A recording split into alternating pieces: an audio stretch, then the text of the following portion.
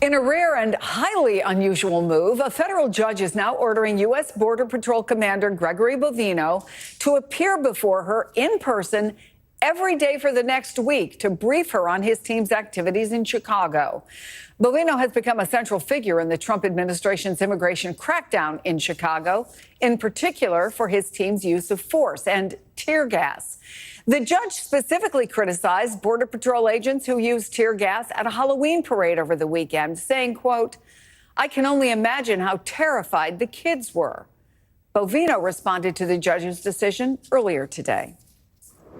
If she wants to meet with me every day, then she's going to see, she's going to have a very good firsthand look at just how bad things really are on the streets of Chicago. I look forward to meeting with that judge to show her exactly what's happening and the extreme amount of violence perpetrated against law enforcement here. This all comes as two former senior DHS officials say the president is now planning to replace some regional leaders at ICE with Border Patrol officials to speed up deportations. Joining us now, Veronica Cardenas, the former assistant chief counsel for ICE. First, I have to ask you, during your time at ICE, did you ever hear of an order like this coming from a judge? No, this is very, very unusual. Usually, even when immigration judges would request a official to come in, they decline that. In this case, they can't decline that because it is a federal judge. But this is a very interesting case, and I think that this case really shows that immigration officials will be held accountable. They cannot hide behind masks. They will be held accountable, and this judge is looking to see what the real facts are. There are a number of reasons that Bovino is under scrutiny, not the least of which is that he was recorded throwing what looks like a tear gas canister at protesters. That violates a temporary restraining order. If that would turn out to be the case, if they found out that that happened, what other options does the judge have?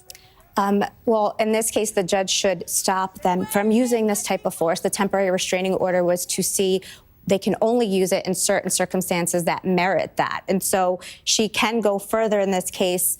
And it was interesting that in this case, the judge actually read what the factors were in this temporary restraining order, because it does show that there is a lack of trust. There is a lack of trust from the reporting done by Customs and Border Protection, by ICE, and by what people are showing on the ground. And so the fact that she also ordered CBP agents and ICE agents, well, CBP agents to wear body cams to protect the public, because that is the only way that we will really get to uncover the truth. But in the meantime, I wonder what your reaction is to the president's plan to bring in top CBP officials to replace ICE leadership. Yeah, and that's a very unusual move. And what we're seeing in this administration is that the president is trying to use border tactics in the interior. He's tried this, and he's done many decisions to allow this to proceed. And so CBP is a different authority than ICE. ICE was originally created for interior enforcement. Border Patrol was for the borders. They use different tactics. They are allowed to arrest without warrants, to search without warrants. The authority that they have is so grand. To move that now into the interior the way that they're doing is very suspicious. Nothing that this administration is doing is, a knee-jerk reaction. They have a plan. The president's plan to shake up the leadership at ICE obviously is aimed at deportation, something we know he's been frustrated about. He feels that not enough people are being deported.